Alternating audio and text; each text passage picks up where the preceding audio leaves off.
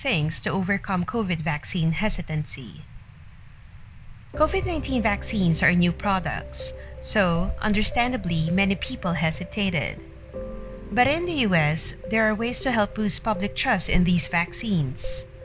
According to CNN, emergency medical physician Dr. Anand Swaminathan told that safety, efficacy, and approval are what worry most people about COVID-19 vaccines.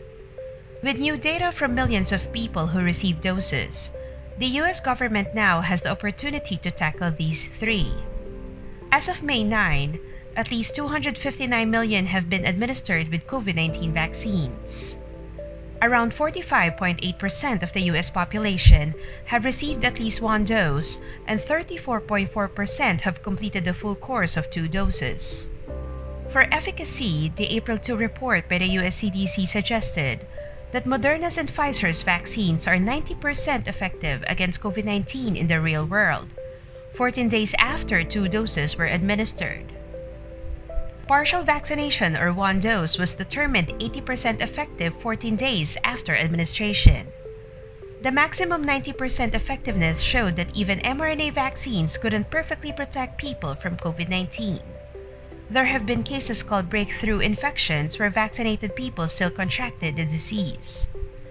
Yet these infections don't automatically mean the vaccines are no longer effective. Patients will likely get benefits, including a lower risk of hospitalization and less severe symptoms.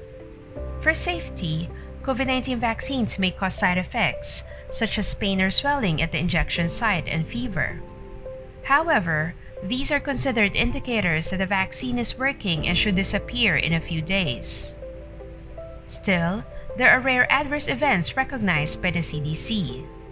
Rare allergic reactions to the vaccine may lead to anaphylaxis and are estimated to occur in 2 to 5 people per million vaccinated.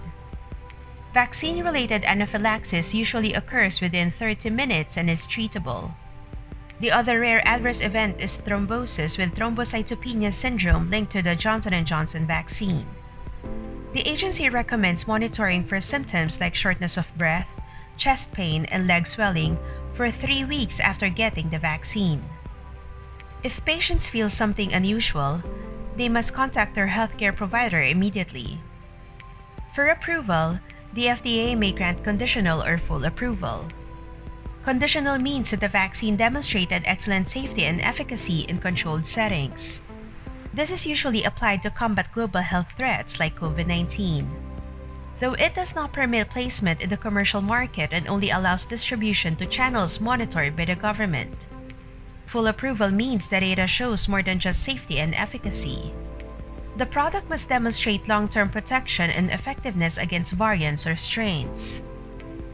Recently, Pfizer and BioNTech announced their application for full FDA approval of their vaccine for people aged 16 and older.